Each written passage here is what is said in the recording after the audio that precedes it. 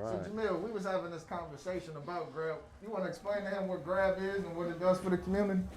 Yeah, so GRABB stands for Grand Rapids Area Black Businesses.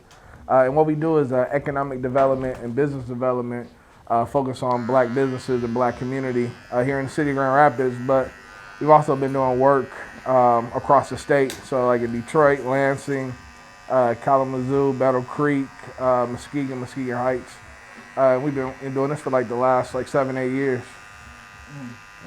And so, yeah, our biggest goal is just to help black businesses launch, survive, sustain, and grow. You know, because you guys know as business owners and entrepreneurs, it's a tough road. So, you know. Let me ask this. Is it hard for you to get the word out because we don't have either a black radio station or some type of venue that will help you, push it or pub it? What is the turnout like? Now we've had great turnout. So like with our very first event where we were just launching kind of this, unique idea and platform, we had over 300 people that attended our first event. And so I think, in this era, with us being kind of the older millennials, social media definitely helps. When you don't have like some of those traditional communication platforms such as radio or access to TV and so on and so forth, like you would have in bigger cities. And so social media has been one of the best ways in which we get information out, get the word out, so on and so forth. And so we built over a list of like 3,000 people on our email list we communicate with, about every other month. Hey, let me ask you this though.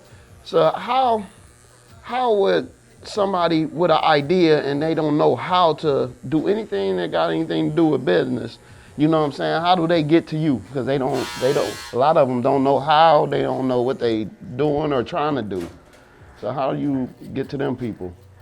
Oh, it's usually word of mouth, but we do a ton of events and awareness building events throughout the year. And so by some way, whether it's a direct word of mouth or a person who knows, or they go to our website, they find a way to get in touch with us. And then, from there, we help them, kind of even put a little bit more paint, where it ain't when it comes to just their idea.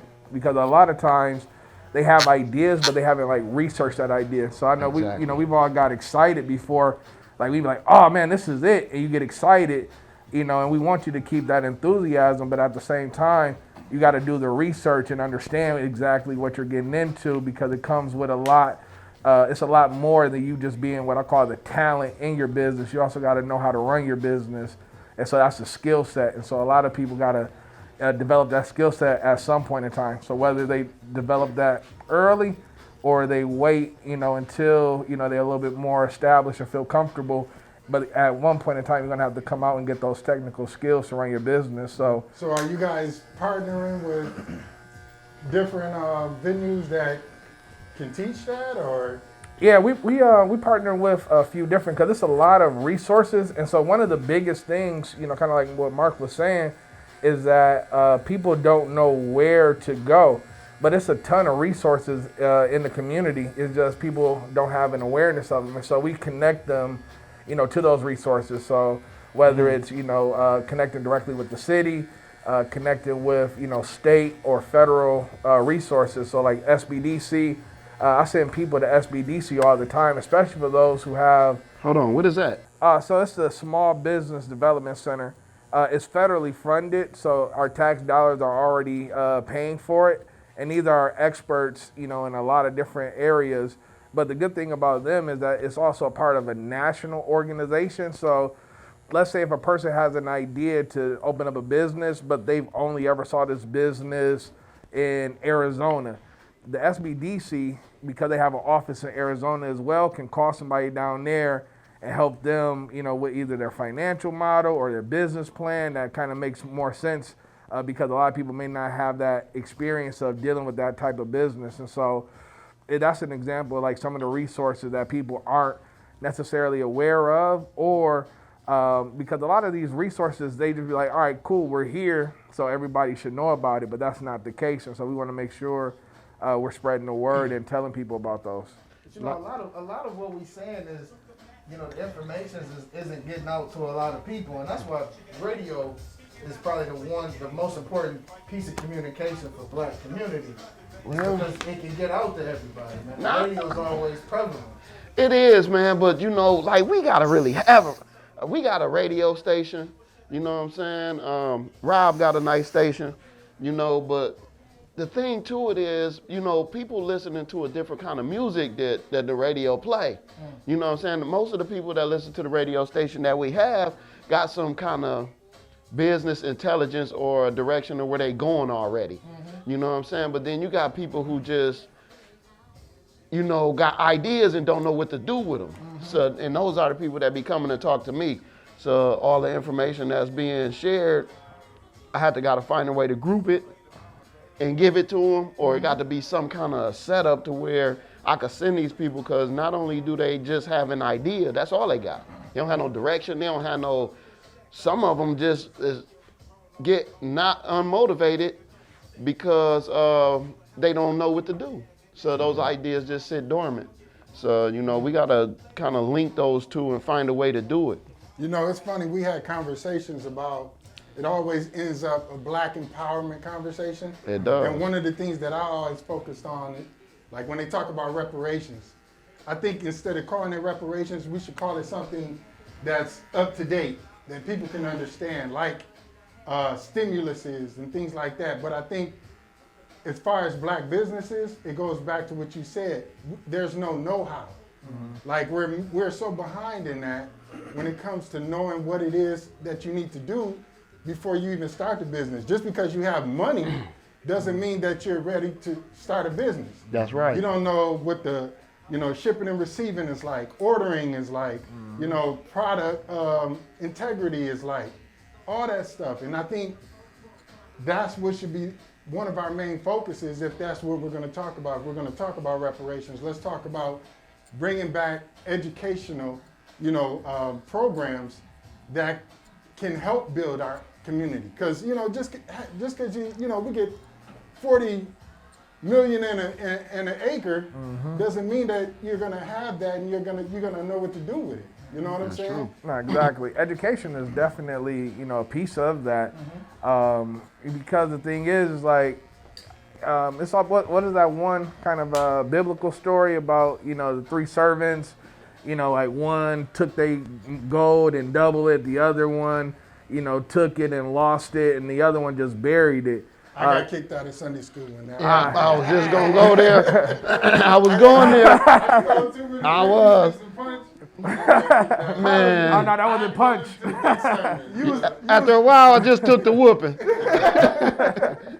But yeah, I know what you're talking about. You know, the story You got to of know the what three to do. servants. You got to know what to do with the money, with the resources, and so that's why education is the piece. But the biggest piece is sometimes like, you know, I think we all know basic math here. What's 0 times 0? Is 0. And so unless you have some kind of resources, some kind of money, it's hard to, you know, go to the next level. You know, so you need to have something to multiply it. I don't care if it's just one. And so we got to definitely put money in people's hands, but also have to be coupled with education and connectivity to networks. And so whether it's, and not networks as far as like, oh, I know you and you know me, but, you know, like, let's say you got a product idea, like, how do you get that into a retailer? You know, so it's a process, it's people, it's you know, things you got to know, legal structures, all that. And so we need people to be successful so they can walk other people through that process as well.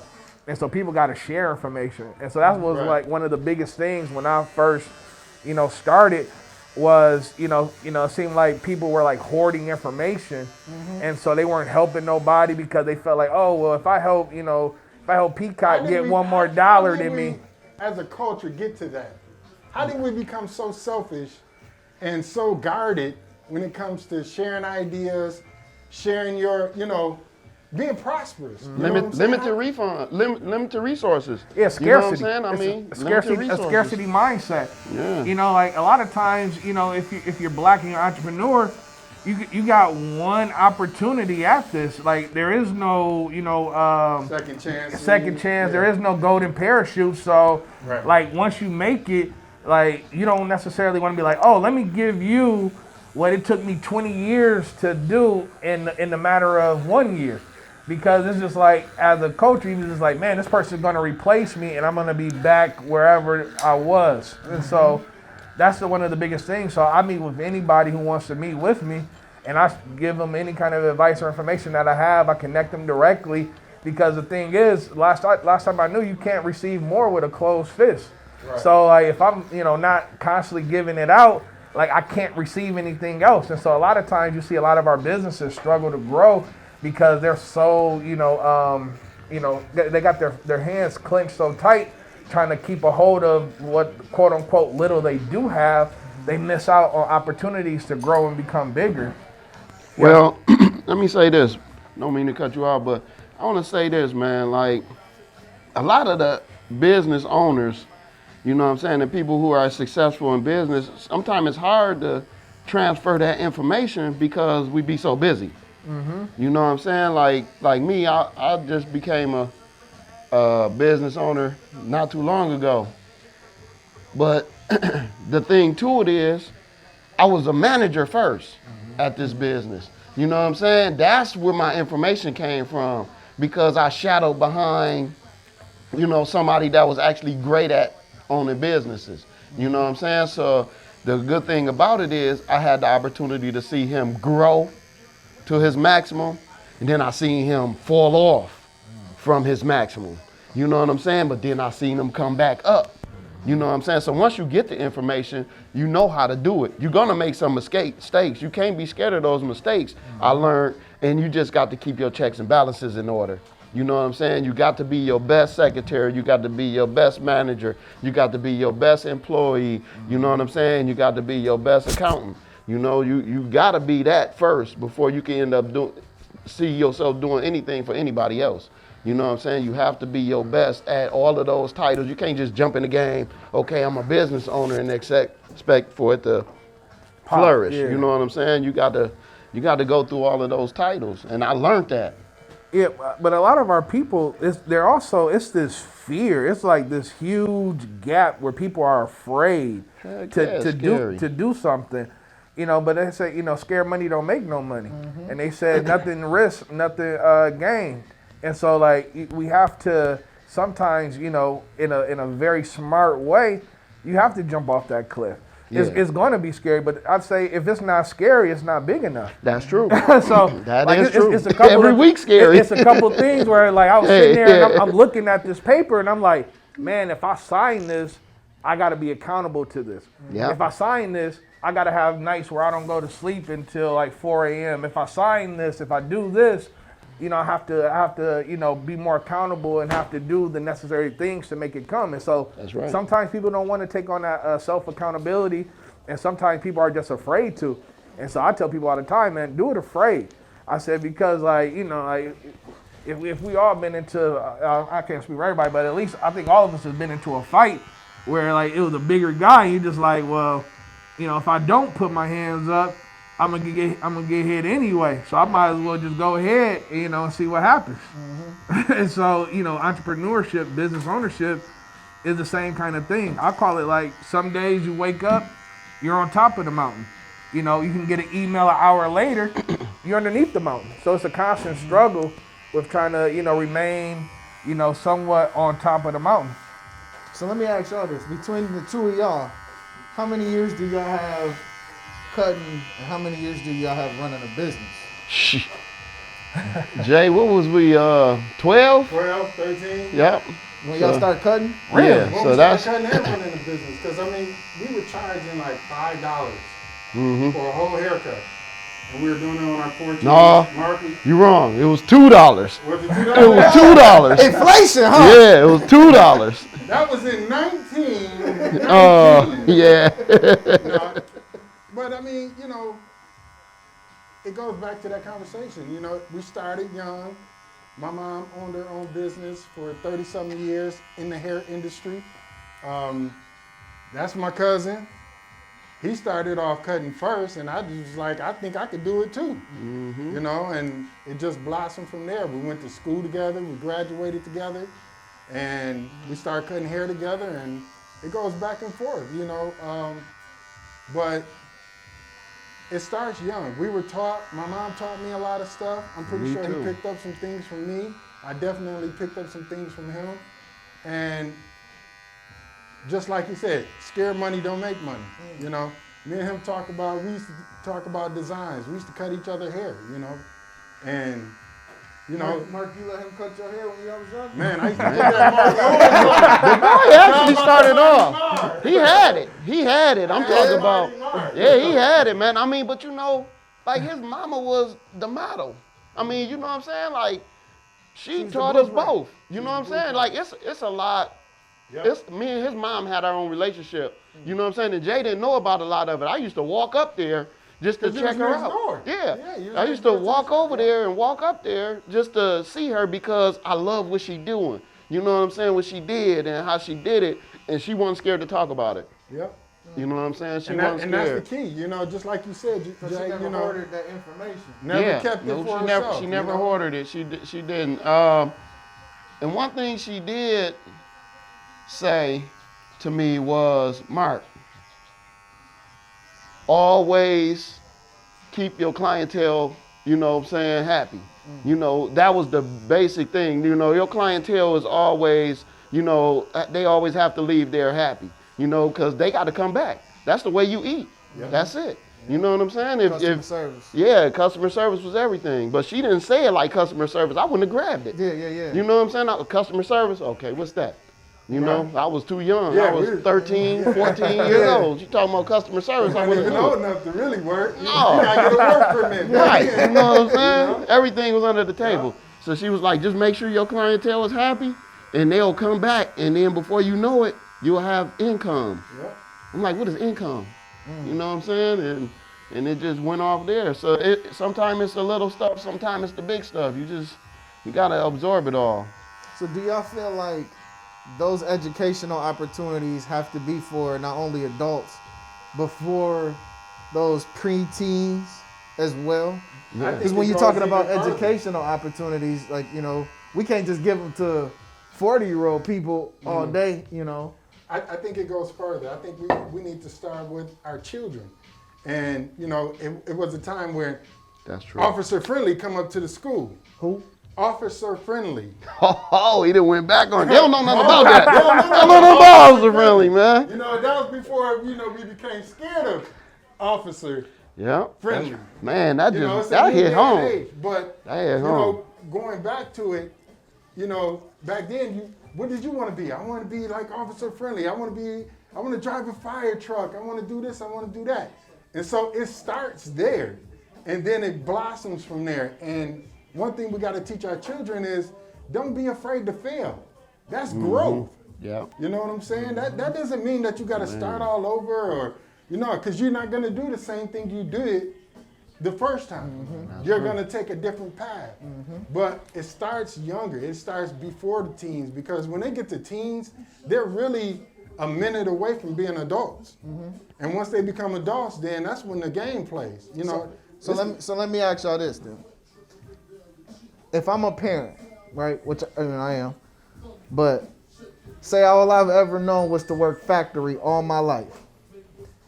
How do I put, or when I see that in my child, how do I grow that entrepreneurial seed?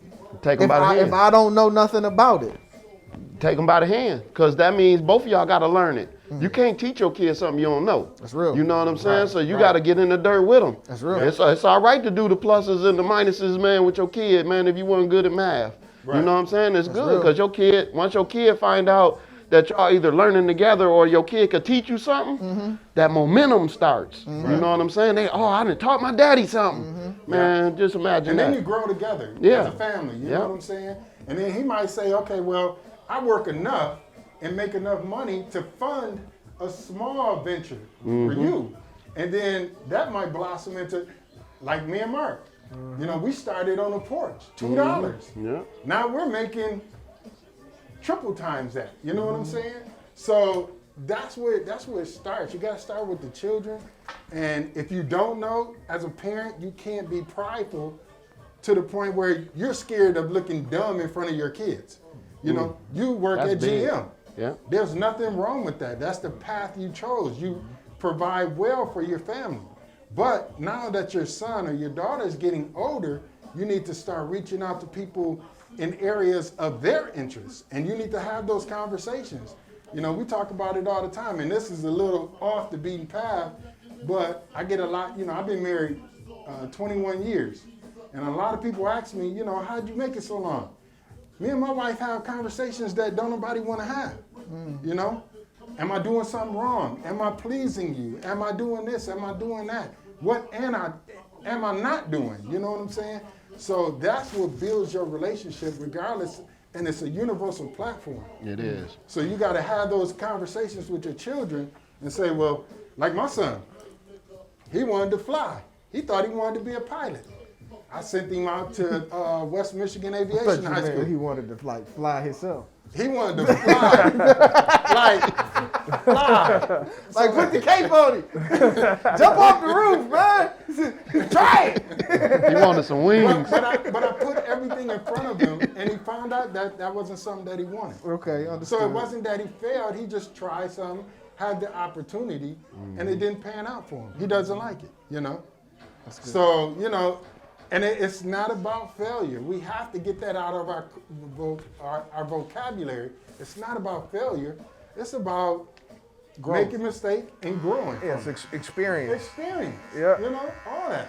And then like you, a lot of people can't be scared of jumping over high hurdles, because it's something that I heard the other day. Now, to own a lemonade stand, you have to have a permit. A lot of people thought that was like bad because they just did it. You know what I'm saying? Within the last 10 years, they just made that. Yep. You know what I'm saying? So they was thinking like, oh man, that's messed up. My kid can't even have a lemonade stand, you know, without a permit. That's the first hurdle in business, is solidifying it. Paperwork. You know what I'm saying? So, you know, does that kill the dream or enhance it? Right now, it's been killing the dream. It takes you from a side hustle to a legitimate business. It does take you, and that's so important. Say it again, man. That's so It important. takes you from a side hustle to a legitimate business. There it is, right there. You're my side hustle. Come on, man. It looks like he's looking for his money. Go. You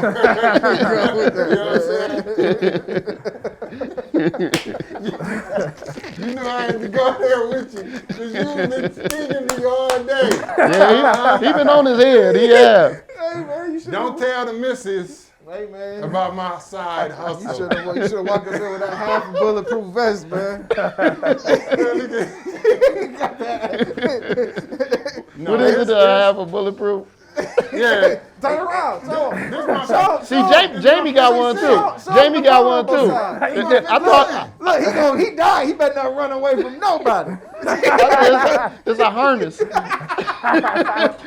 Hey, yeah, one of them things that you put the little leash on for little kids.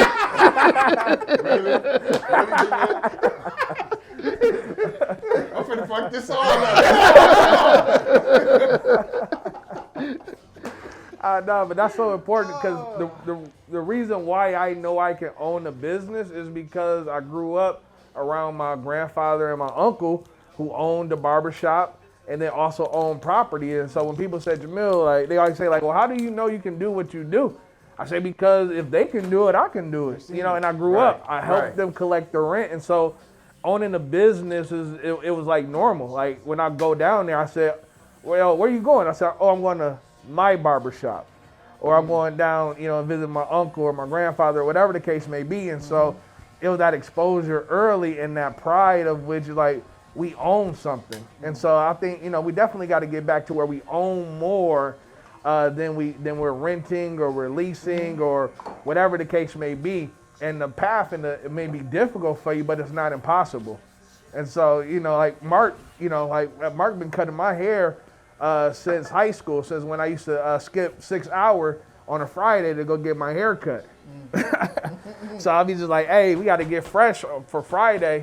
And so Mark been cutting my hair. And the reason why I found out about Mark, well, I had this other friend of mine who was cutting my hair.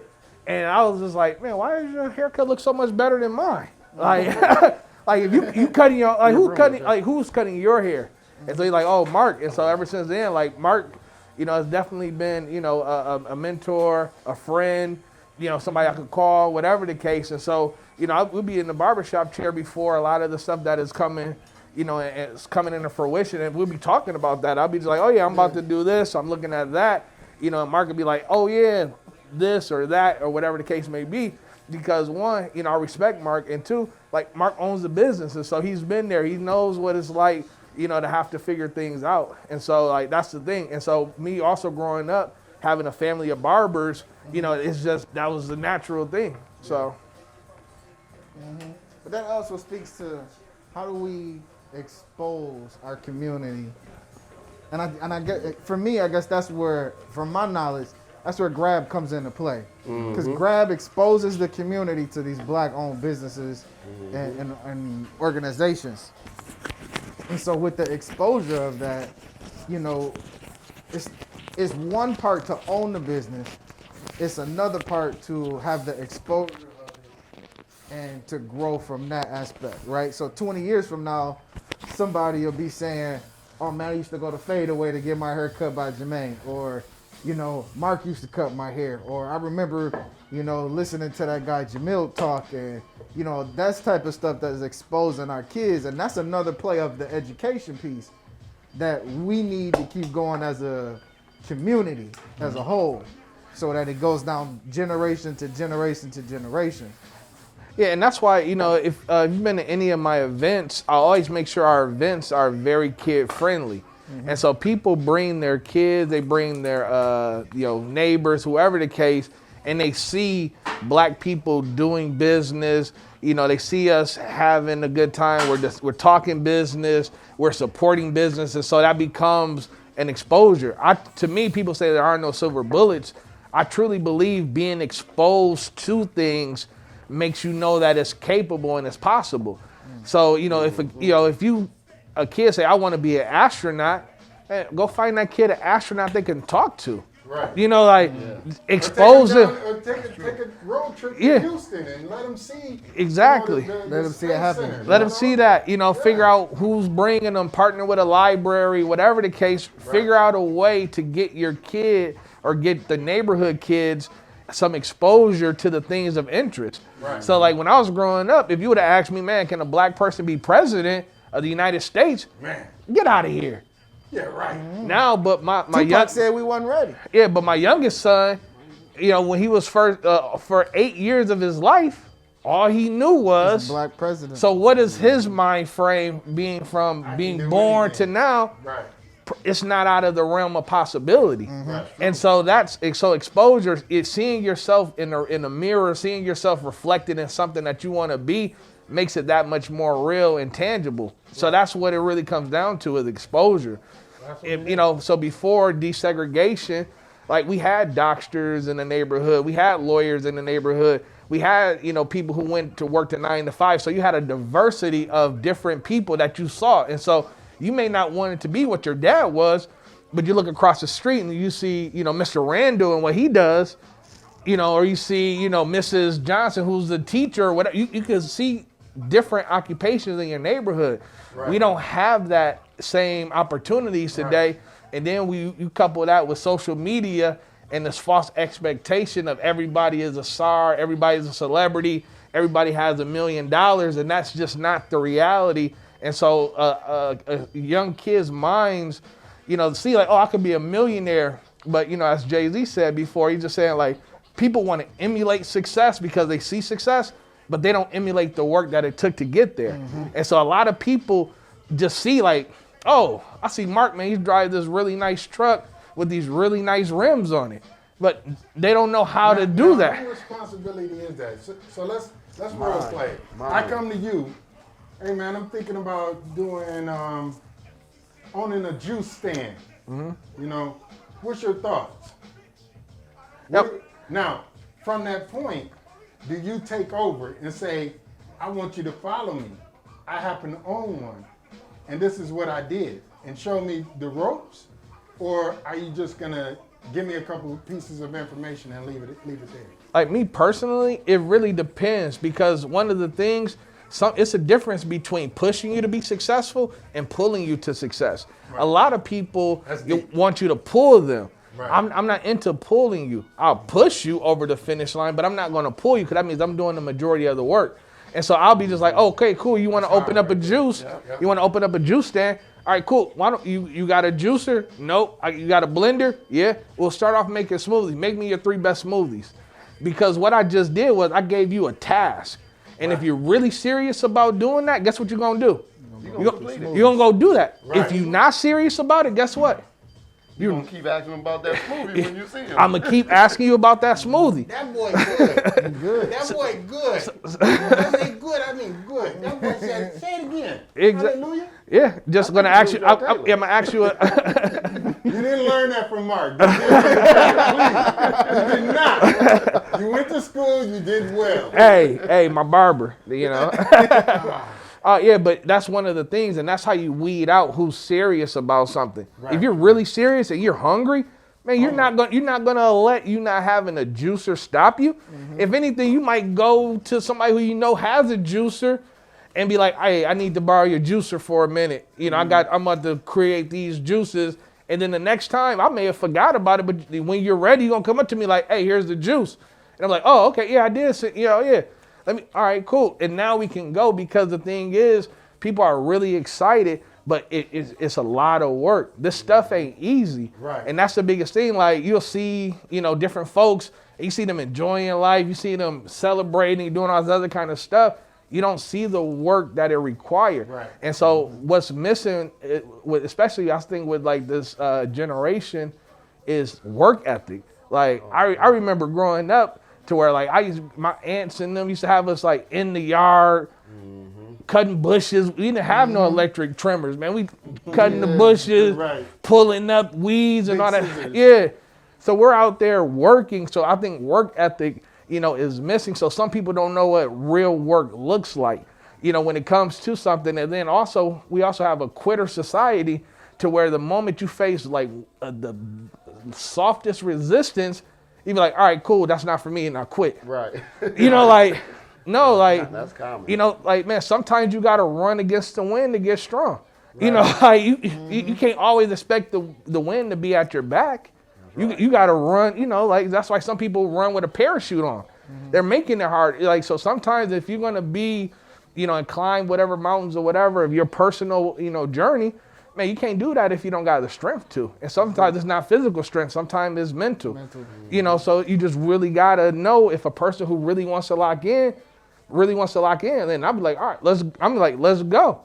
If you show me that you really want to go about this, cool, we can do this. Because like me personally, I'm like, no, that's nice. And then I open up the network. Go talk to this person. Go talk to that person. But if I send you off and be just like, hey, just run across the street and tell me, what the grass is like over there, and you don't do that, are you really serious about that? Because if you're really hungry and you really wanted to be successful and you identify me or Peacock or whoever as a person that you feel you need to talk to help you get to that next level, like, it's not on no arrogance or whatever, but we're both busy. And so like this one entrepreneur, like he was emailing me, different people were saying, hey, can you connect with him? And I'm running around. Guy caught me across the street when I'm walking like downtown. I'm walking across the street. He said, hey. He said, oh, I'm this so on and so forth. And I said, hey, what's up? He like, yeah, I've been trying to get a hold of you. I said, all right, cool. Well, what you doing right now? He said, let's talk. And then we set up a meeting, met the very next day. So it's not that, we're ignoring you. It's just that, man, we're out here running too. So, we're building what we're building, but we're also making sure that we reach back and do everything we can to bring other people with us. And so, like, we don't have the luxury of being in a position, in a place where we could just sit down and just kind of be an oracle or a guru. We're out here still building our wealth, still building our legacies. And so we're willing to, pass the hammers and pass the nails. Like, cool, we can all build this. And so that's one of the reasons why I always make sure that I'm accessible, because I know older people who would never meet with me, would never meet with my other folks that we were doing stuff. They'll be just like, oh, what's your name again? Like, you got to meet this person like 20 times. And so after a while, it's just like, and then when you kind of get to where you are, you kind of looking just like, oh, that's why, because this person wasn't fully solidified themselves. And so we look at them as like, oh man, you made it. And a lot of times they're still making it. They haven't made it there yet. And so, sometimes they can't help us as much as we think they can. And that's a perception. So you'd be like, oh man, he sold out because he ain't sitting down with me, ain't talking to me. Maybe he doesn't have anything to offer you. And the only thing he could do is not waste your time. So, that's a blessing in disguise, because time is the only thing we can't get back. That's real. So it's just like, That's real. that's crazy. So with you two being business owners, what advice do you have for any parent or any person that is looking down the entrepreneurial path? I've had that conversation because I used to cut hair at St. John's Home. And I had a lot of people, and the misconception is this guy and myself, we make it look real easy. Yeah, we do. But there's some backdoor, behind the scenes processes that you got to go through, And so what I tell them is, get signed up with school first. Yep. Let me know that you're serious. Just like, Jamil was saying, get signed up.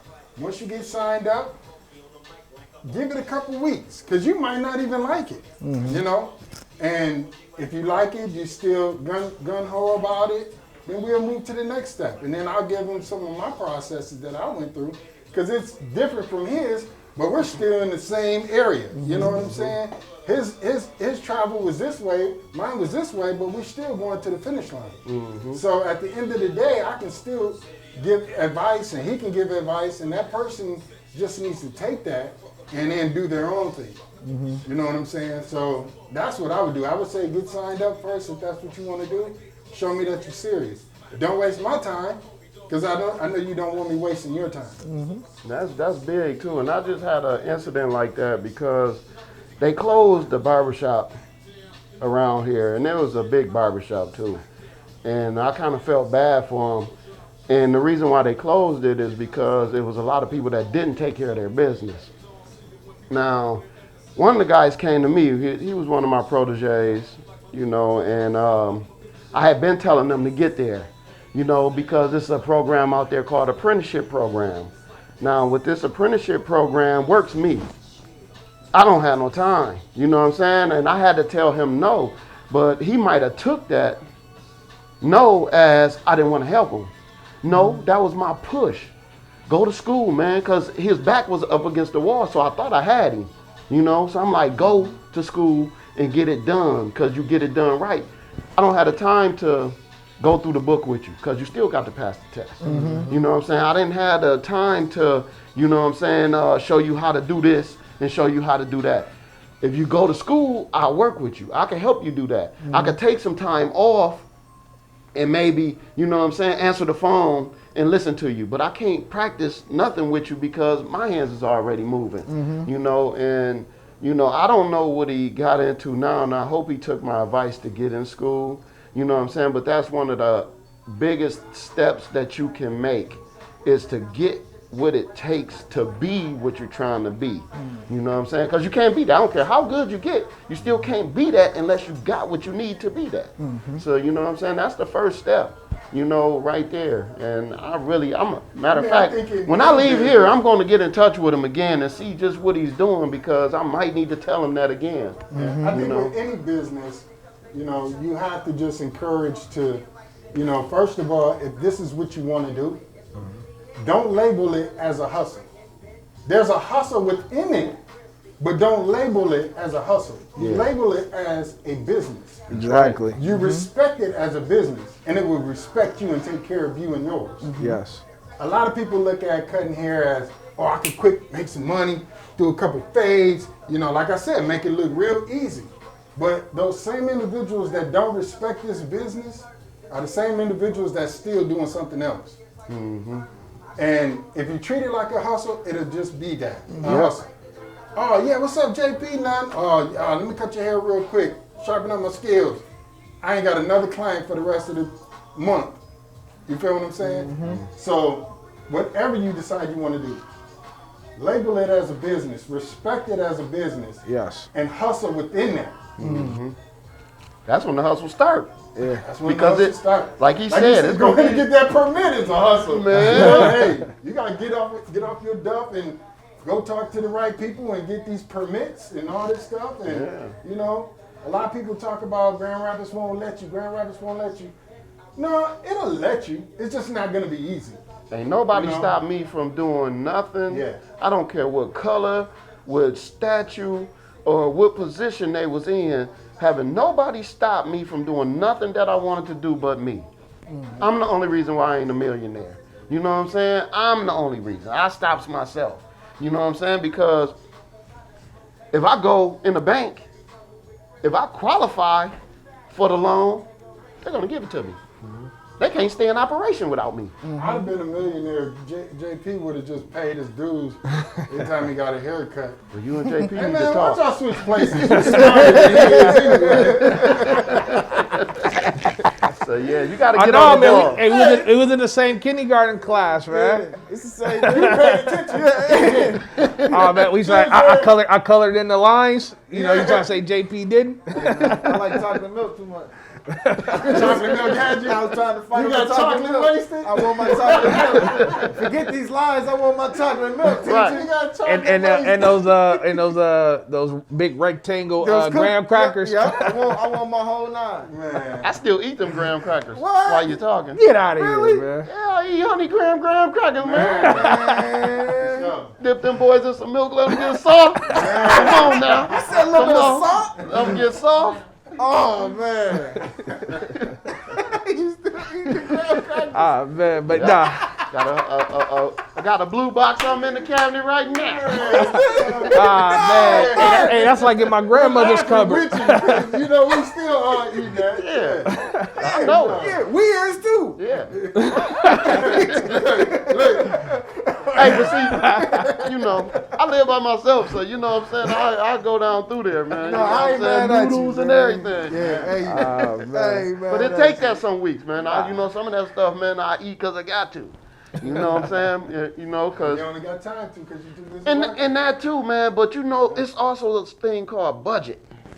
Yeah. That is major. That's big. You know what I'm saying? Because in order for me to do what I do, because I do own a house and I do got a car note, you know what I'm saying? I pay insurance on 2 cars, and you know what I'm saying? I got a lease payment on that and cable bill on both, all of that stuff. And I do make that look easy, but it ain't. It ain't easy. You know what I'm saying? I'm talking about during the week, don't nobody see me nowhere. You know what I'm saying? I go work to home because I don't know what I could spend. I don't know because what I don't want to do is go into my capital because my capital, especially at this day and age, my capital is so important because my capital actually took me through the pandemic. You know what I'm saying? Through the executive order. You know what I'm saying? It took me through that. I didn't have to get no help. You know what I'm saying? But it took me through. It was hard, but you know what I'm saying? That capital took me through. But my budget is every day. You know what I'm saying? I got a calculator. That's my best friend. You know what I'm saying? That calculator is, I talk to it all the time. I'm always punching in numbers. Okay, if I owe $2,500 at the end of the month, I divide that by 4, then divide that by 5. That number right there is what I gotta have every day that I work. You know what I'm saying? But I know if I put that money up every day that I work, I'm gonna have that at the end of the month. You know what I'm saying? And sometimes that take me into the graham crackers and the ramen noodles and you know what I'm saying, and stuff like that. But I don't mind. Yeah. You know, because that's where I come from. You know what I'm saying? So you can't never get too big for your britches. If Auntie be coming by to steal some cookies. Yes. Boy, she's a lifesaver. Man. Let's go. Get on the bikes. We out of here. Mm-hmm. Good old days. Yes, sir. So how did the pandemic affect your business? Differently. Yeah.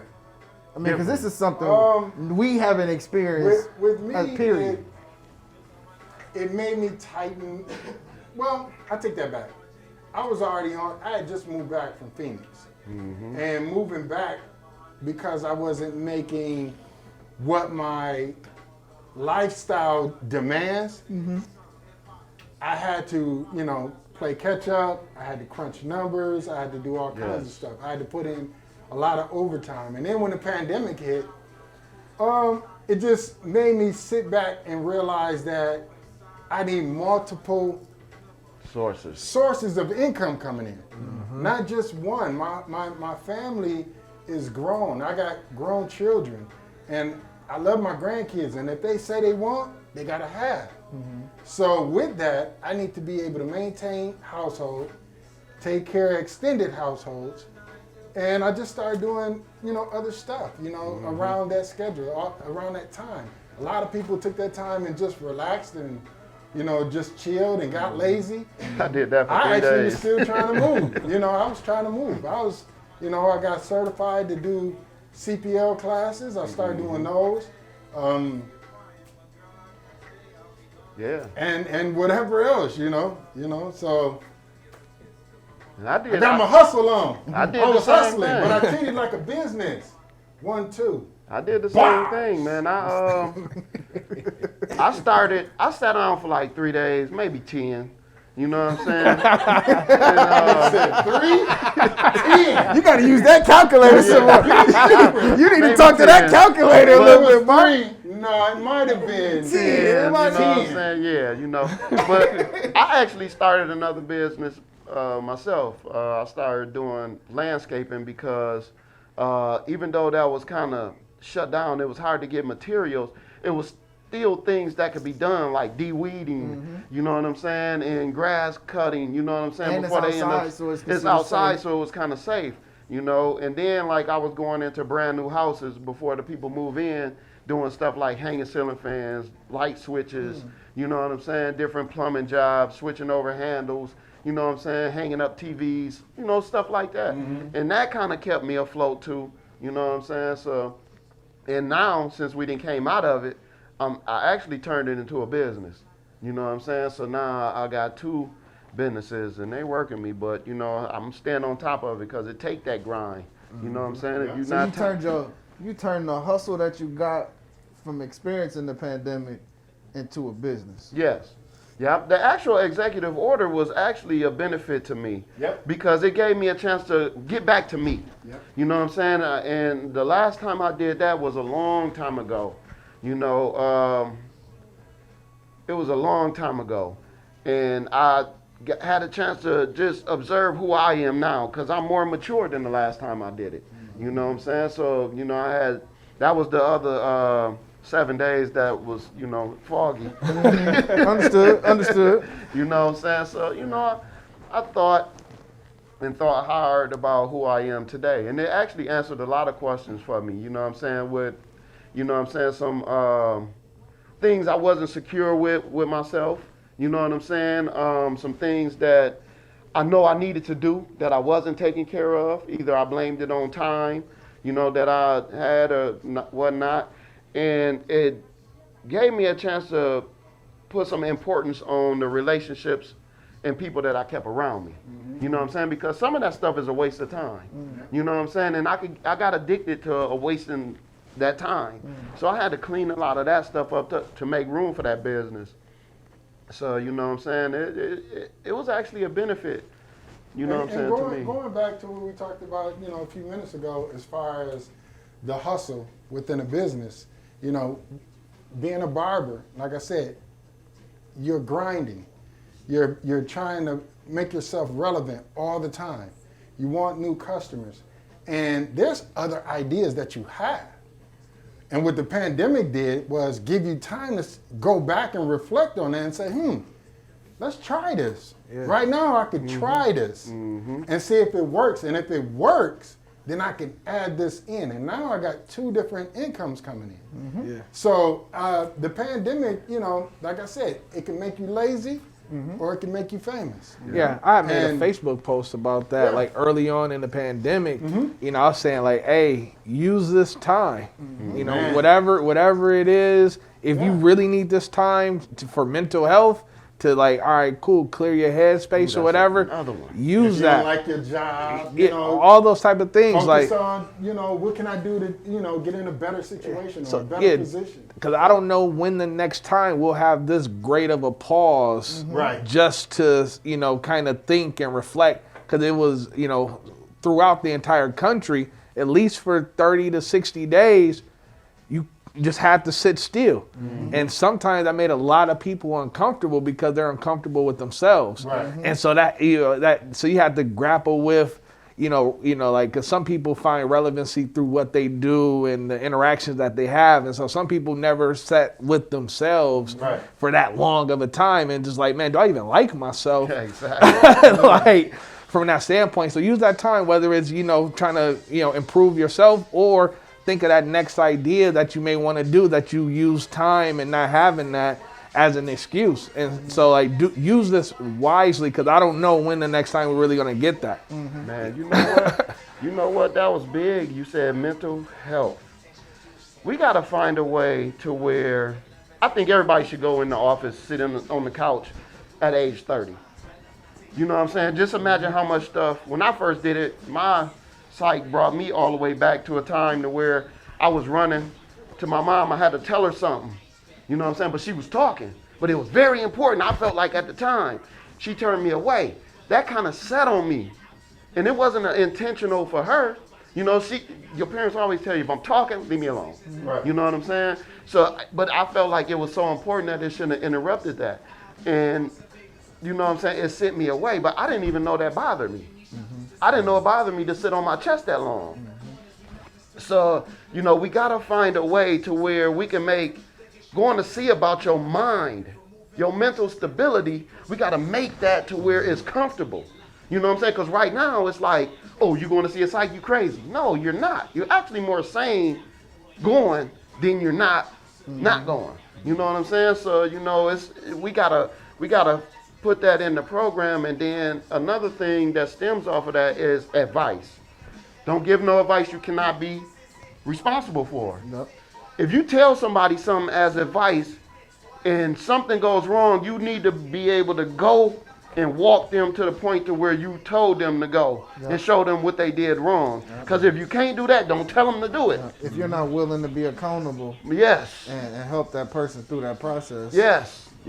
You know what I'm saying? Because you're giving them advice on the road that they never been down. Right. So you know what I'm saying? If they go down there and they be like, man, there's a dog right there and that fence is open. You got to secure them like that dog don't even bite. He just barks. You can walk clear past it. You ain't got to worry about it. And he be like, man, I'm not going down there. That dog, man, he look like he going to bite. You be like, come on, man, let's go down there. I'm going to show you the dog don't bite. If you can't do that, don't give him that advice. You know what I'm saying? And that and mental illness, I think that a lot of the stuff that's going on in our neighborhoods is because of chemical imbalance. You know what I'm saying? With people. I mean, because you got to think about it. It's either they on, some kind of substance of some sort, even I call them vices. Yes, vices. These are the things you need to get through the day. Yes. Because you can't get through the day without it. There you go. Good way to clean that up. You know, You know what I'm saying? Or That's my vice. the TV Call me. and the music, starts to be your parents. You know what I'm saying? And you're never too old to get new parents. You know what I'm saying? The TV can be your parent if you watch it every day. I don't care what age you are. Your music, you know what I'm saying? If you listening to some hardcore gangster music, you probably gonna have some hardcore gangster ways. You know what I'm saying? So if that's the lifestyle that bothers you, you probably should switch it up. you got to put a little Keith Sweat in there. You gotta put a little Keith Sweat in there, man. You gotta find out how to treat the women. Yeah, man. Little Frankie Beverly, man. There you go. Yeah, mix it up. Yeah, so it's a lot of stuff going on. There's a lot of topics to be covered, man, and there's only a few people willing to put in the work to do it. Yeah, well, what if you had to at least name, like everyone likes, a list, what would be your top 3 things, that you would like to see implemented to bring about change? It doesn't have to be around business. It could be around youth. It could be around mental health. What are 3 things we need as a people, to kind of move us forward? Because we constantly to me personally, we always are starting over. We're never getting to the next door. So we're constantly sitting here waiting for that dog to move, and then sometimes that dog ain't never gonna move. Well, one is stop expecting people to do what you need to do for yourself. Credit, I don't want to co-sign for your car. I don't want to loan you no money because if you ask me to borrow some money, and you can ask my kids this, I'm going on your Facebook page and I'm gonna scroll and see why you need it. Don't let me see no Hennessy or no partying or no brand new stuff and you need to borrow something from me. You know what I'm saying? That means you ain't doing something right. You know, just stop expecting people to, you know what I'm saying, get you over your hump. Get yourself over the hump. If you know you got this stuff coming up, if you go to the doctor and you haven't met your deductible, you know you got a bill coming. Plan for that. You know what I'm saying? Don't go get no car you can't pay for it, then it's repo. Now you want somebody to co-sign for the next one. You know what I'm saying? Don't expect for, you know, somebody to feed your kids if you done jacked off all your food stamps. You know what I'm saying? So, you know, just keep your ball rolling and take care of yourself. But, you know, that still leads back to mental illness. You know what I'm saying? Because, what would your other two be? shoot, that's so big, man. I don't know. I'm trying to get past that with my, you know what I'm saying? I mean, you know, if I could get past that, then I can move to something different, because what I try to do is I try to, you know, simplify the issue. If somebody was to come to me with something, I try to simplify the issue, because, you know, I only got a certain amount of time with them. You know what I'm saying? And, you know, so I listen, and I try to listen as well as I can. And, you know, and then my assessment always tell them, well, this is why. Sometimes people leave that chair mad. I'm talking about steaming. You know what I'm saying? And a couple of them then called me back like, hey, man, I ain't like what you said. You like, sit on it for a minute. If you still don't like it, come back in, I'll clean it up for you. You know what I'm saying? So, you know, don't expect somebody else to do what you're supposed to do. That's my big right now. I think my biggest three would be education. We're so far behind that I don't think we can ever rebuild our black community. We don't have any more black businesses. If we do, they're 1 in a million. And we're so far behind, we don't know how to run our own community. The only thing we can do in our own community is shoot it up. And it's sad because you see it every day, or run from the police, or get shot. That's the only thing that represents our community. So if I had to say my biggest pet peeve, I say bring reparations. But we're not gonna call it reparations, we're gonna call it incentive. And we're gonna call it a black incentive. We're gonna boost education, and we're gonna do a reversal of the systemic racism that's been going on throughout history. So that means you gotta dig into this whole crater of mess and find an area or find an avenue where we can thrive. We're not thriving. We're surviving, but we're not thriving. We're not growing. And that's what we need to do. And that's the only, and like I said, it starts with education. I worked at Apple for like 30 days. Yeah. And this little white girl came in. No, listen.